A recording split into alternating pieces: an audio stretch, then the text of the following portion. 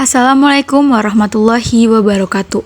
Perkenalkan, nama saya Sonya Najwa dengan NIM 2482110070. Saya dari kelas 2B Perbankan Syariah. Di sini, saya ingin menyerahkan tugas PPTQ yang bermateri tentang bacaan gharib dan muskilat. Bacaan gharib. Gharib artinya asing. Bacaan gharib adalah bacaan asing, yaitu bacaan yang tidak sebagaimana biasanya, sehingga dikhawatirkan salah dalam membacanya.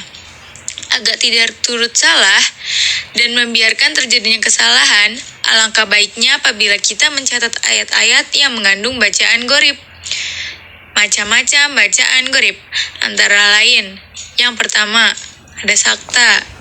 Sakta adalah berhenti sejenak tanpa bernafas, dengan tujuan untuk meluruskan arti ayat. Di dalam mushaf Ros Mulutsmani, sakta ditandai dengan huruf shin kecil pada ayat-ayat yang mengandung sakta. Yang kedua, ada sajdah. Sajdah di dalam Al-Quran ditandai dengan gambar terbentuk kubah. Disunahkan bagi pembaca dan pendengar untuk melakukan sujud tilawah ketika membaca atau mendengar ayat sajdah. Disunahkan melakukan sujud tilawah baik ketika sedang sholat atau di luar sholat. Di dalam sholat, sunahnya hanya ketika imam melakukan sujud tilawah. Jika tidak, maka makmum tidak boleh sujud sendiri, karena makmum harus mengikuti imam. Di luar sholat, disyaratkan terhadap kiblat dan suci dari hadas. Boleh diawali dengan berdiri atau enggak. Dengan diawali takbiratul ihram atau enggak. Jika diawali takbir, maka ditutup dengan salam. Yang ketiga, ada imalah. Imalah adalah pembacaan fathah yang miring ke kasroh. Contoh pada surat Hud ayat 11. Yang keempat, Ishmam. Ishmam adalah menampakkan domah yang terbuang dengan isyarat bibir ketika membaca kata la atamanna pada surat Yusuf ayat 12 ayat 11. Contohnya, cara baca la ta'mana. Nah, karena itu termasuk bacaan ishmam, cara membacanya yaitu la ta'manumna. Namun, kata nu yang menjadi tambahan hanya diisyaratkan dengan gerakan bibir, ditambah mencucu tanpa suara. Jadi, suara yang kedengarannya hanya sebatas la ta'mana. Lalu yang kelima ada nakal. Nakal adalah memindahkan simbol atau baris kasroh pada huruf hamzah ke lam, yaitu ada di yaitu memindahkan harokat suatu huruf ke huruf sukun sebelumnya. Menurut Imam Hafs, bacaan ini juga hanya ada dalam surat Al-Hujurat ayat 11.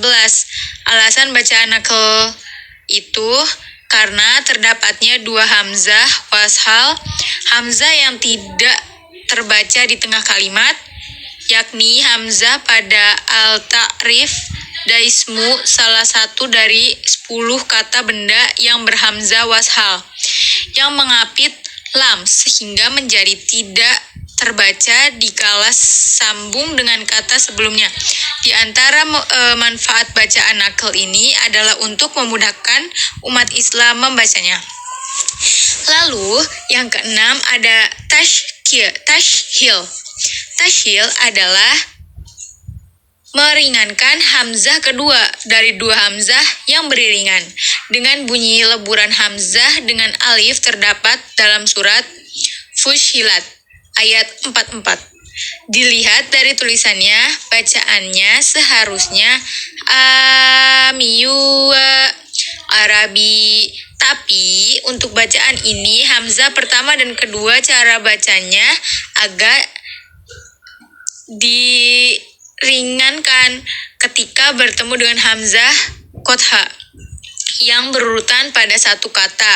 Maka melafazkan kata semacam ini bagi orang Arab tuh terasa berat, sehingga bacaan ini tuh jadinya bisa meringankan gitu. Terus ada juga yang muskilat. Nah, apa itu muskilat? Muskilat adalah bacaan-bacaan yang antara tulisan dengan cara membacanya itu berbeda. Hal ini bertujuan agar kita dalam membacanya lebih berhati-hati dan terhindar dari kesalahan pembaca. Sebab terjadinya perbedaan yaitu, yang pertama, biasanya karena ada huruf yang tertulis tapi dibaca dengan suara atau bunyi lain. Yang kedua, ada huruf dalam kata tertulis tapi tidak dibaca. Dan yang terakhir, karena ada tanda syifir atau bulatan kecil di atas alif. Ada dua, yaitu syifir musdathir, yaitu bulatan kecil di atas huruf alif yang berada di tengah kata, sehingga huruf alif tersebut tidak berfungsi dan dibaca pendek. Yang kedua, syifir mustahil, yaitu bulatan lonjong kecil di atas alif yang berada di akhir kata, yang memiliki fungsi jika wakof maka dibaca panjang dan jika wakol dibaca pendek. Sekarang ada jenis-jenis bacaan muskilat. Yang pertama, perubahan suara, yaitu suara huruf shod diganti dengan suara huruf shin. Ini berada di surat Al-Baqarah ayat 245, surat Al-A'raf juga di ayat 69, dan At-Tur yang di ayat 37. Yang dibaca boleh tetap shod atau mau diganti sama asya juga boleh. Yang kedua, huruf ro dibaca tebal. Biasanya jika ada huruf ro sukun didahului dengan harokat kasroh, maka ro tersebut dibaca tipis. Tapi pada kata-kata tertentu justru harus dibaca dengan tebal. Terus yang ketiga, huruf wawu tidak dibaca, yaitu terdapat huruf wawu dalam sebuah kata tapi tidak dibaca. Misalnya kayak kata rokah gitu kan, rokahu, biasanya kan itu di situnya ada wawunya dan lainnya.